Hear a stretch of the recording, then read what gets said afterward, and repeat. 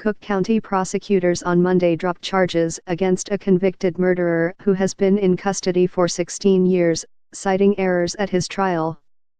John Velez's mother, Concepcion, began weeping in Judge Kenneth Wattas's courtroom as he threw out her son's conviction at the request of prosecutors. The elder Velez, 59, said the family is planning for their happiest Christmas in years, though it remained unclear when her son would be released from the federal facility in California where he has been locked since his transfer from Illinois State Prison in 2014. Authorities never officially gave a reason for the move, but Velez's lawyer, Jennifer Blagg, said that before Velez's transfer he had participated in a hunger strike to protest conditions at Menard Correctional Center in southern Illinois.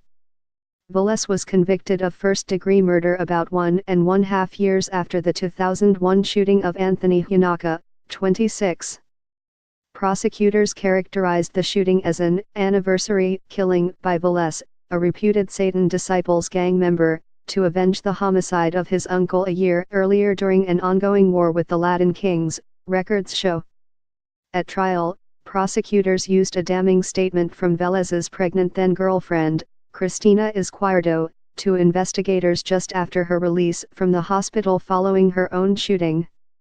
The signed statement by Izquierdo said that while visiting her in the hospital, Velez blamed himself for her shooting, saying it was in retaliation for his shooting a Latin king days earlier, according to court records.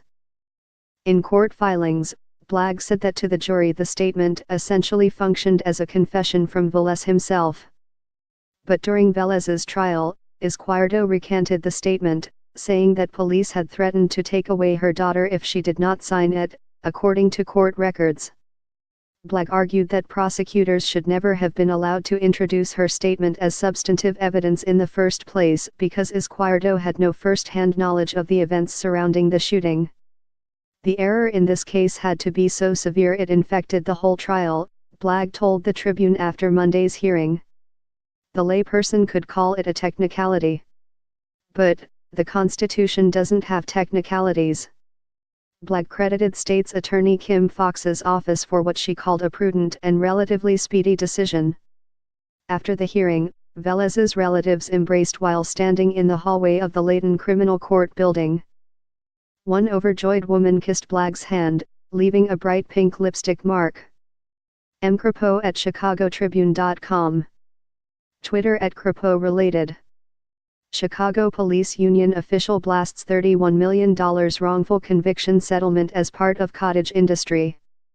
After momentous week, prosecutor Kim Foxx says we have to right wrongs.